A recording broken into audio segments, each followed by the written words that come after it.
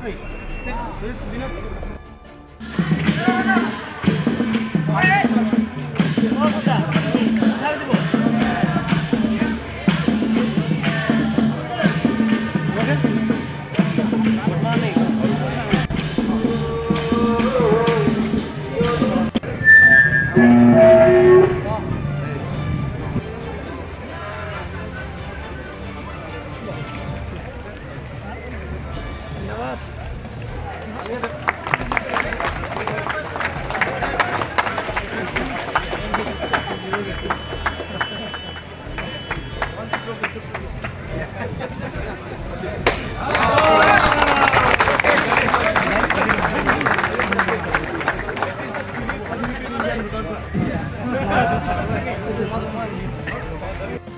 am very lucky that আজি আমাৰ Manas national পাৰ্কটো টুৰিষ্টসকলৰ কাৰণে অপেনিং কৰিব পাৰিছোঁ মোৰ নিজৰ হাতে।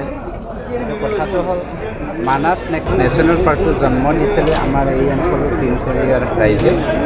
গতিকে এই মানাস নেশ্যনেল পাৰ্কটো ইয়াক ডেভেলপ কৰা, ইয়াক চোৱা চিতা কৰা সকলো আমাৰ প্ৰিন্স এৰিয়াৰ ৰাইজে ল'ব লাগিব। গতিকে আজি on behalf of the government under the leadership of respected Pramod Btrn, আমি এই মানাস নেশ্যনেল পাৰ্কটো 2023 চনৰ টুৰিষ্টসকলৰ যি ভিজিটিং ছিজন, এই ছিজনখিনি আমি এই অঞ্চলৰ প্ৰিন্স এৰিয়া ৰাইজক আকৌ এবাৰ কি কয় এওঁলোকৰ হাতত চন্দাই দিয়া হ'ব।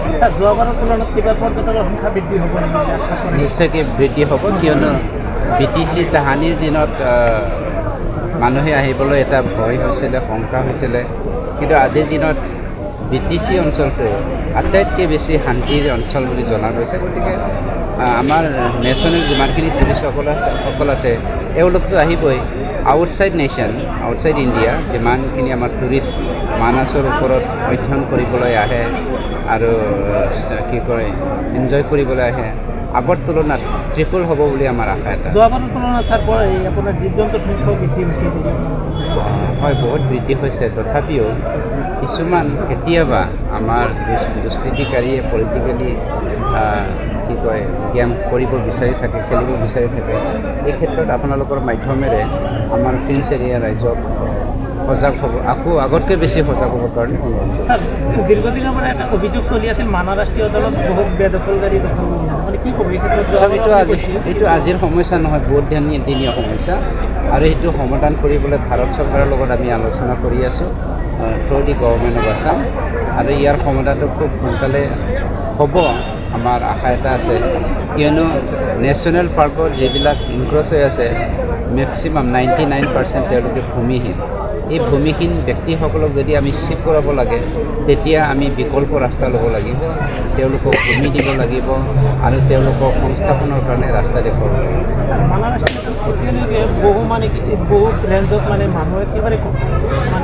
মেইন পাৱাৰ অকল মানাস নহয়, আমাৰ BTCতে কম।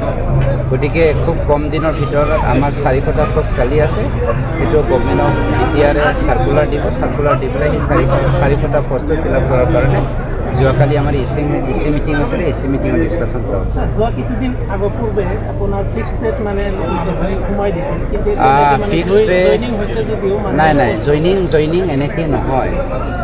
জইনিংটো তাহানি আপোনাৰ 2017 চনত যিসকল 10 বছৰ হৈছিলে তেওঁলোকে মানে অসম গভৰ্ণমেণ্টৰ লগত থ্ৰু দি ছিষ্টেম আলোচনা কৰি পেলাই এপইণ্টমেণ্টটো ৰেগুলাৰ কৰাৰ কাৰণে আনিলে। কিন্তু কথাটো হ'ল তাত 50% 2 নম্বৰী সোমাই আছে, যাৰ ফলত আমি এইটো হল কৰি ৰাখিছোঁ। কিন্তু যিসকলে পাৰ্মানেণ্টলি ইয়াত তাহানিৰ পৰাই কাম কৰি আছে আজিলৈকে ৰাষ্ট্ৰীয় উদ্যানটোৰ উন্নতি হোৱাৰ কাৰণে স্বাৰ্থত, গতিকে তেওঁলোকৰ চাকৰিটো 100% যিবিলাক 2 নম্বৰী আছে তেওঁলোকক কিন্তু আমি নিদিওঁ। You see, every time the reopening takes place here in Manas, we are also invited by our counterpart officials. So we are very happy to extend our facilitation to our executive members who have already visited and came here as a guest of honor.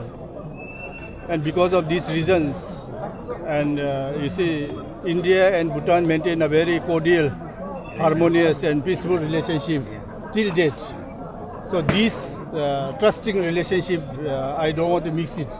So that's why I came here to pay our respect, to continue our cordial relationship with our counterparts for all years to come. So with this, I feel that our relationship can be a living example to the rest of the world. Sure. So that's why I came here.